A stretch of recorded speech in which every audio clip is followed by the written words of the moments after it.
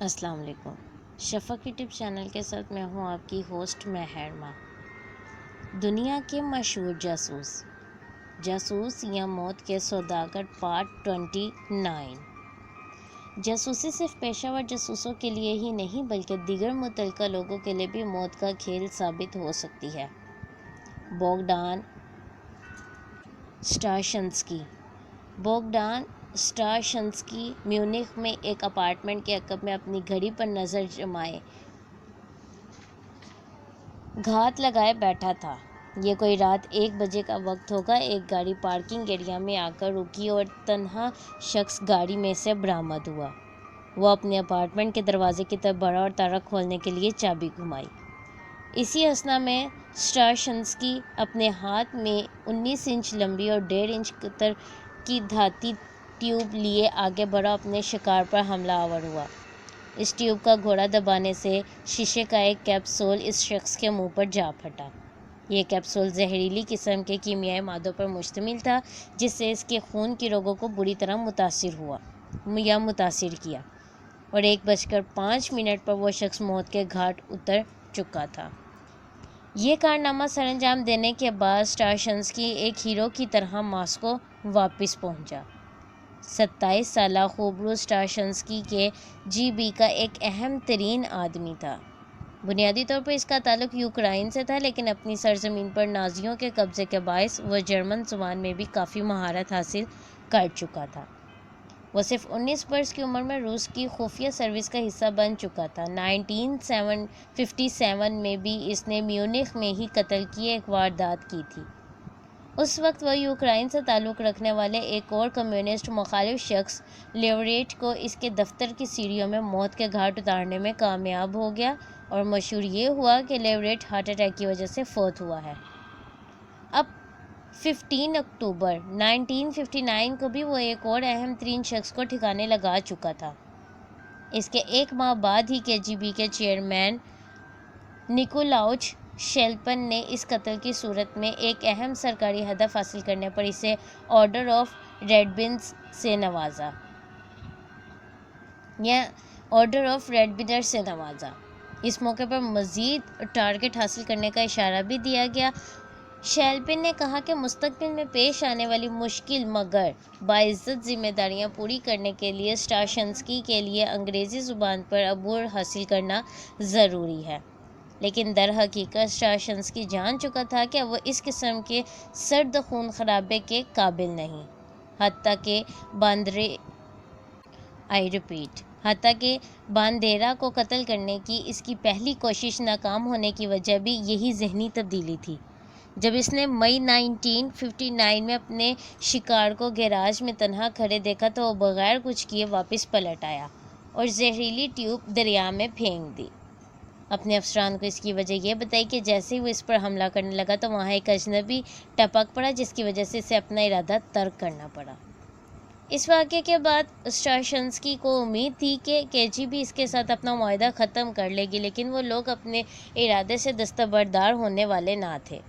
وہ ہر حالت میں باندیرا کی موت کے طلبگار تھے۔ جس رات اپارٹمنٹ کے پاس باندیرا قتل ہوا تو اسٹاشنسکی کا ارادہ یہ تھا کہ اگر رات 1 بجے تک وہ یہاں نہ پہنچا تو وہ اسے قتل کرنے کے ارادے سے باز آ جائے گا، لیکن اس رات باندیرا 1 بجے سے بھی 2 منٹ پہلے وہاں پہنچ گیا۔ اسٹاشنسکی کو ایک مرتبہ پھر کرب کی حالت سے گزرنا پڑا جب اس نے باندیرا کی آخری رسومات کی فلم دیکھی۔ اس کی بیوی اور بچوں کے دکھ نے قاتل کو بہت زیادہ متاثر کیا۔ اس نے اپنے یہ احساسات اپنی گرل فرینڈ انگ پول کے ساتھ شیئر کیے۔ اس لڑکی کے بارے میں بھی کے جی بی کے افسران تحفظات کا شکار تھے۔ وہ چاہتے تھے کہ اسٹاشنسکی اس لڑکی کو چھوڑ کر ایک ساتھی ایجنٹ کے ساتھ شادی کر لے تاکہ مستقبل کے منصوبوں میں وہ اس کی مدد کر سکے۔ انگ خفیہ طور پر کمیونسٹ مخالف جذبات رکھتی تھی، مگر دونوں میں اپنی محبت کو برقرار رکھنے کے لیے یہ جذبہ پوشیدہ رکھنے کا فیصلہ کیا ہوا تھا۔ اس نے کچھ عرصہ بعد بظاہر یہ ثابت کیا کہ وہ کے جی بی کے لیے کام کرنے کے لیے تیار ہے، جس کے باعث خفیہ ادارے کی طرف سے دونوں کو شادی کی اجازت مل گئی۔ لیکن جب انگ حاملہ ہو گئی تو کے جی بی کے افسران کا خیال تھا کہ بچہ ان کے کاموں میں رکاوٹ بنے گا۔ لہٰذا انہوں نے انگ کو اسقاط حمل پر بھی بچے کو پیدائش کے بعد ریاست کی تحویل میں دینے پر مجبور کرنا شروع کر دیا۔ بلا شبہ دونوں میاں بیوی ان دونوں راستوں میں سے کسی کے حق میں نہ تھے، اب وہ ڈیفیکٹ کرنے کے بارے میں سوچنے پر مجبور ہو چکے تھے۔ انگ برلن میں اپنے والدین کے ہاں رہنے کے لیے روانہ ہو گئے، وہیں پر مارچ 1961 میں ایک لڑکے کو جنم دیا، لیکن اسٹراشنسکی کو وہاں جا کر اسے ملنے کی اجازت نہ دی گئی۔ پھر اگست کے مہینے میں انگ نے اپنے شوہر کو یہ غمناک خبر سنائی کہ ان کا بیٹا نمونیا کے باعث وفات پا چکا ہے۔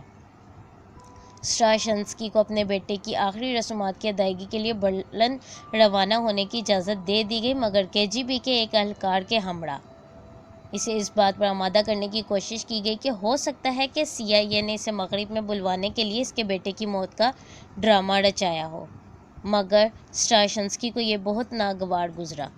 میاں بیوی کو معلوم تھا کہ برلن شہر میں KGB کی عمل داری ہونے کے باعث سخت پیرا ہے اور فرار ہونے کا واحد راستہ آخری رسومات سے بھی پہلے ہی ممکن ہو سکتا ہے۔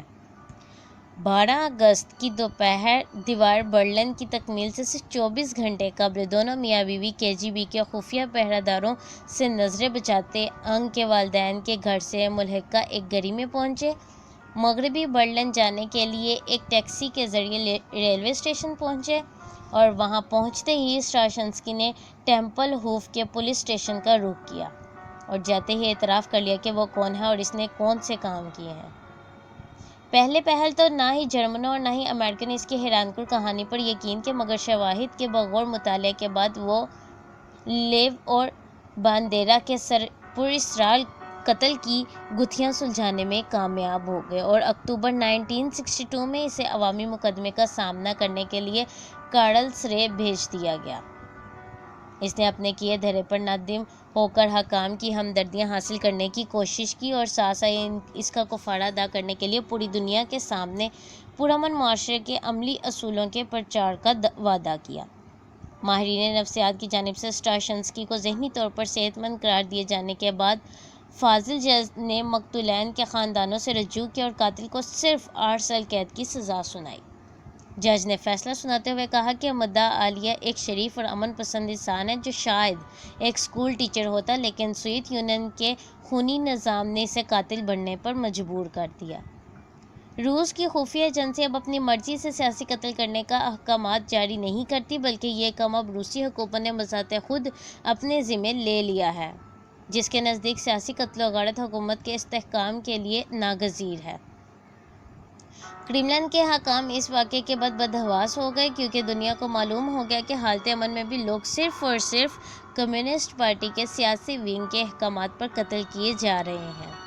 انہوں نے اسٹالن کی طرف سے کیے جانے والے تاریخ انسانی کے بدترین قتل عام کے بعد یہ موقف اپنا کر اپنی بے گناہی ثابت کرنے کی کوشش کی کہ تمام تر سیاسی قتل و غارت کمیونسٹ پارٹی کی مرکزی سیاسی ونگ کی طرف سے تحریری ہدایات جاری کرنے کے بعد عمل میں لائی جاتی تھیں، اور اب ایک مرتبہ اسی پالیسی کے ذریعے روس کی سیاسی مشینری کو بدنام کرنے کی کوشش کی جا رہی تھی۔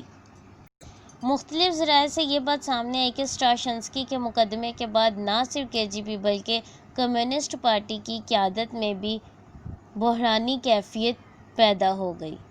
کم از کم 17 افسران کو KGB نے فارغ کر دیا اور پھر ان کا عہدہ گھٹا دیا گیا، مگر جلد یہ واضح ہو گیا کہ خردشیف اور سیاسی شعبہ ریاست کے استحکام کے نام پر لاتعداد لوگوں کو قتل کرنے پر بھی نادم نہیں ہوتے، اور ان مقاصد کے لیے وہ کس قسم کے گھناؤنے منصوبے تشکیل دیتے ہیں۔ کچھ عرصے کے لیے سیاسی خون ریزی کا سلسلہ روک دیا گیا، مگر ختم ہرگز نہ ہوا۔ احکامات جاری کیے گئے کہ مستقبل میں اس قسم کی خدمات کے لیے غیر ملکی جرائم پیشہ ور افراد اور ایجنٹوں کو استعمال کیا جائے گا اور ان کا براہ راست سوویت یونین کے ساتھ کوئی تعلق نہیں ہوگا، اور اس کے ساتھ ماسکو سے چند میٹر فاصلے پر قائم 2 خفیہ لیبارٹریوں میں کام کرنے والے سائنسدانوں کو قتل کرنے کے ایسے طریقے دریافت کرنے پر مامور کیا گیا جو بالکل قدرتی لگیں اور ان پر کسی قسم کا کوئی شبہ ہی نہ ہو۔ ان سائنسدانوں نے ایسے طریقے ایجاد کیے یا نہیں، آگے کن لوگوں کو کن طریقوں سے ہلاک کیا گیا، جاننے کے لیے شفق یوٹیوب چینل کو لائک اور سبسکرائب کرنا مت بھولیں۔ شکریہ۔